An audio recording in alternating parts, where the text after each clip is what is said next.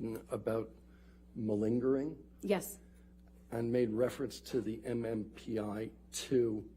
Is there another test that you did to make a determination with respect to malingering? Yes. So I also, well, malingering is a term that most psychologists, we try to be careful of it because it indicates an intent for secondary gain. I prefer feigning, which you had brought up earlier, because it indicates that somebody is intentionally exaggerating, but I don't know necessarily why. So I think that's a more accurate term in general. On the MMPI-2, yes, there was no exaggerated profile. I also gave her the CAPS-5. I don't know if you'll remember, but that is the clinician-administered PTSD scale consistent with the DSM-5. And on that, there were signs of gross exaggeration. I also looked at the test results that were provided by Dr. Hughes, and on an objective test of trauma, there is a scale specific to intentional exaggeration on that test, and Ms. Heard was in the 98th percentile, meaning that she had engaged in extreme levels of exaggeration.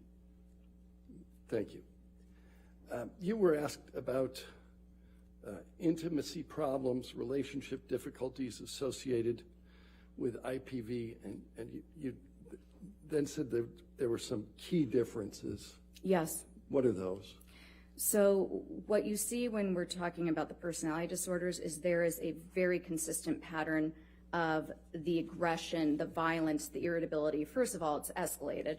But second of all, it occurs when there is either, for the borderline component, a threat of abandonment, a perceived slight, feeling like the person is about to leave you, about to walk away to get some space from an argument.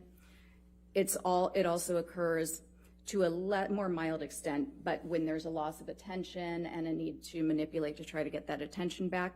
But it's not, when somebody has PTSD, that irritability is sort of at a low, constant level, or it's completely random. For instance, you might have a Vietnam vet who went straight to bars for a period to get into fights with the hope that he would kill somebody and just self-destruct.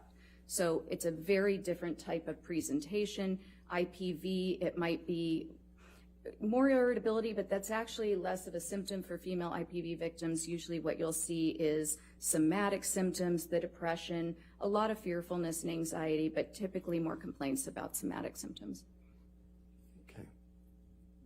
You testified that some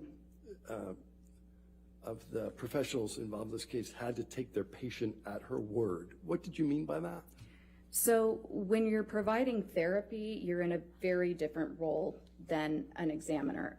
When you're the forensic examiner, you're just really looking at data to make a decision. When you're a therapist, you're an advocate for your client's well-being. And in fact, it's considered extremely unethical for a treating provider to ever provide opinion testimony like I'm providing, because it's so well known in our field that you're going to have an automatic bias for your client. It's almost a sense of protection, advocacy, wanting their best, which is why we also know that it's very inappropriate to convey any sort of opinion about whether a crime occurred, whether abuse occurred.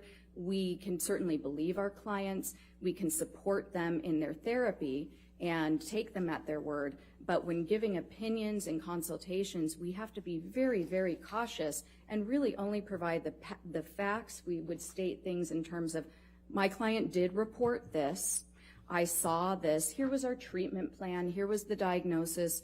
It's, we're taught, we're trained to stay away from making any sort of opinions, understanding that most of the time, and most of Ms. Heard's providers were just treating Ms. Heard.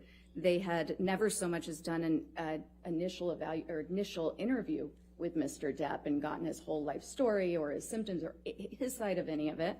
And they're going to be advocating, and the treatment relationship is about helping your client achieve well-being, not making formal psychological or psychiatric opinions. So you're asked a question about a series of doctors.